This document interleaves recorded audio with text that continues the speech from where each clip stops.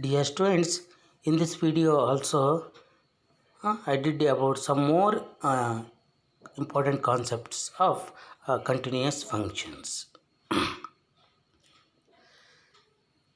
The third one is if f of x is continuous in closed interval a comma b and f of a and f of b have opposite signs, then f of x then f of x vanishes for at least one of uh, element x belongs to closed interval a comma b. That is, there exists c belongs to closed interval a comma b such that f of c equal to 0. Okay, this is the third property. Okay, the third property says if f of x is continuous in closed interval a comma b and f of a the in beginning of the interval and f of b end of the interval have opposite signs, means if f of a is negative then f of b is positive.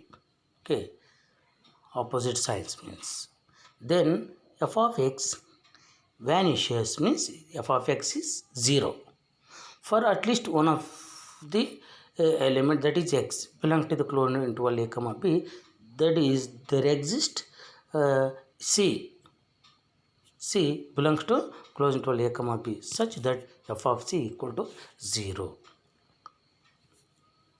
See, its proof is since f of a and f of b have opposite signs. Okay, so we shall assume f of a is positive, greater than 0 means positive, and f of b is less than 0 means negative. Right? F of a and f of b are opposite signs means here we shall assume f of a is positive and f of b is negative. Consider the set S is equal to set of all an element x belong to the closed interval a comma b such that f of x is greater than or equal to 0. That is, S is the set of all points belongs to the closed interval a comma b for which f of x is positive. Clearly S is non-empty set because the given set is not empty. So here we say clearly S is non-empty as A belongs to S since f of A is positive. Also, the given set S is a subset of the closed interval a comma b. Therefore, it is bounded because you see in above theorem every continuous and the closed interval a comma b is bounded. Okay, so therefore is bounded.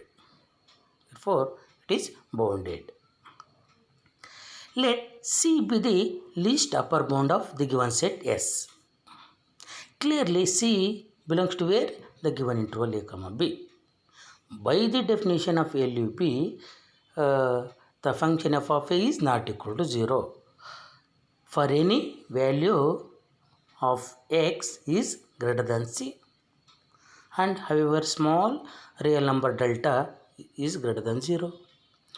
Maybe a value of x exists in the interval c minus delta comma c for which f of x is positive. Now we shall show that f of c is 0. If possible, let f of c not equal to 0. It is our assumption.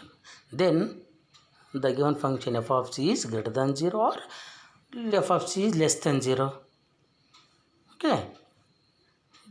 Now if possible, let f of c is not equal to 0 means in that the function either positive or negative. Okay, that is positive means f of c is greater than 0 or negative means f of c is negative less than 0. Let f of c is greater than 0 means positive. Then that for all x belongs to an interval a c minus delta comma c plus delta. Okay, in that f of c is positive. This implies when x belong to the interval c comma c plus delta, where f of x is positive, but this contradicts the fact that c is the LUB of the given set S. Hence f of c is not greater than 0, means is not positive.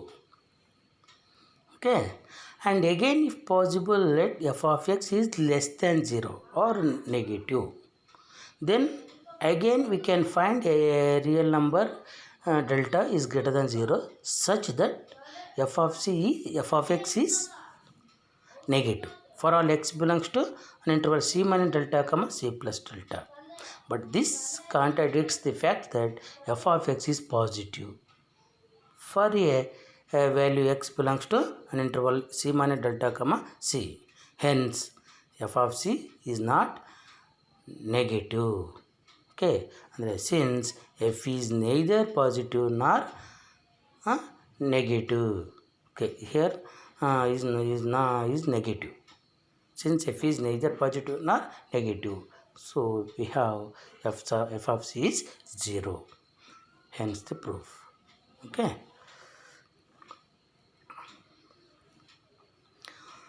Okay, and you see in fourth property, the fourth property is also called as boundedness theorem or boundedness function. Okay, boundedness property. It also called as boundedness property.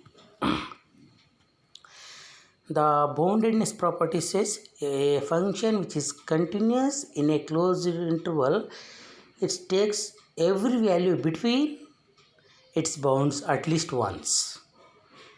Okay, it can be stated as a function which is continuous in a closed interval that takes every value between its bounds at least once.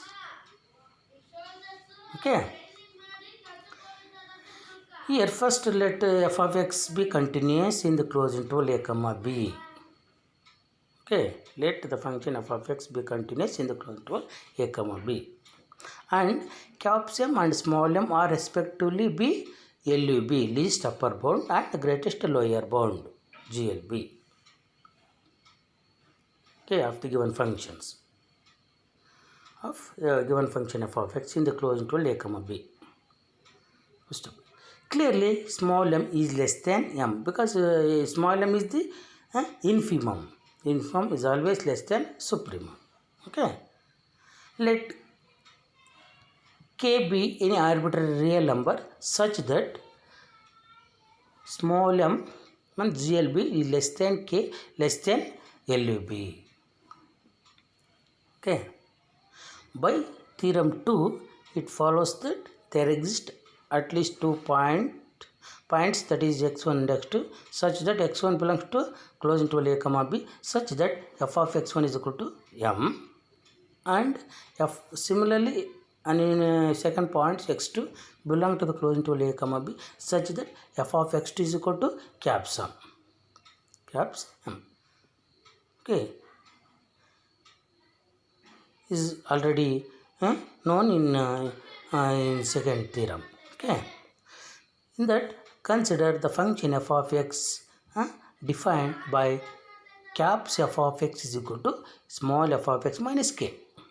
Okay, and here we can define a new function, that is caps f of x is equal to what? Small f of x minus k.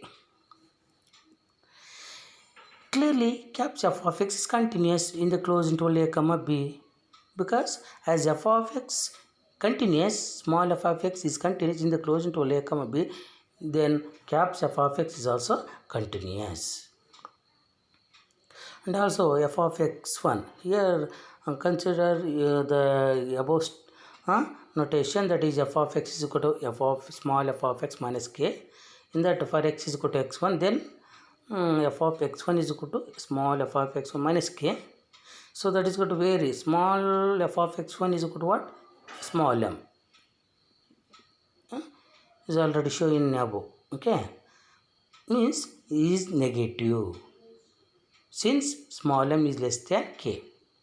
And for x is equal to x2, then the above equation will becomes f of x2 is equal to small f of x2 minus k, is where small f of x2 is equal to capsum minus k is equal to what? Is positive, since a small k is less than capsum. Therefore, f of x is continuous in the closed interval a comma b, and f of x2 are of opposite signs. Okay. By theorem 4, by theorem 3, the function f of x vanishes at least once in the interval x1 comma x2. So then there is a point, then there exists a point c belongs to closed interval x1 comma x2 such that f of c equal to 0. Okay, this is the third theorem statement.